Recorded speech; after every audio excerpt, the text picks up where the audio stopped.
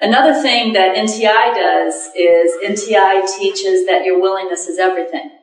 And in fact, near the beginning of NTI in Luke, it talks about the birth of Jesus as a symbol. It says that's the birth of the willingness within you. And what happens, it refers to the willingness as a little bitty thing, like a baby.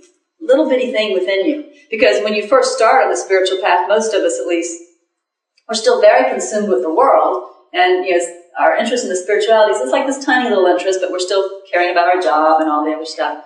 But what it tells is you focus on the willingness. Yeah. And as you focus on the willingness and nurture the willingness, it grows. And certainly being members of a Unity Church, you guys know how this works. Whatever you focus on expands within your awareness. Whatever you have gratitude for expands. Now, one thing that a lot of people are teaching now, which is okay, it just won't wake you up, is, focus on money. Yay, gratitude for money, I'll get more money. You can do that, that's great, but you're not going to wake up that way. But focusing on your willingness, okay, taking that same principle that you use to bring financial abundance into your life, have gratitude for even the little bit of willingness you have. When you read a line, an NTI or any other spiritual book, and you feel that in your heart, stop and have gratitude. And what happens is that willingness begins to expand. And it expands. And it expands. And this is your connection to your source. This is your connection to Holy Spirit. And what happens is it begins to grow to where at some point, NTI doesn't even call it willingness anymore. It calls it true desire. And what happens is it begins to consume you. And this is where you begin to want to wake up above all else. This is where money then isn't the most important thing. It begins to just naturally shift. You don't make it shift. It shifts as you focus on the willingness, and the willingness becomes everything.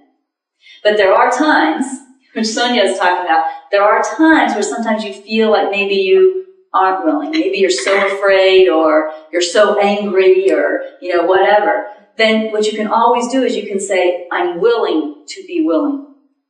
And what happens there is you actually draw a direct line, a direct connection right there, and even that sparks something, and pretty soon you'll feel it, because you are willing for, and remember, you are, and in the language of A Course in Miracles and NTI, it's you are the Son of God. You can say you are the child of God, you can say you are God, because they all mean the same thing. You are the Son of God. What you will for will be. So if you say, I am willing to be willing, pretty soon you're going to move from that space of not feeling willing to being able to find that little willingness in you again. And then you can begin to focus on it again, and then it will begin to grow.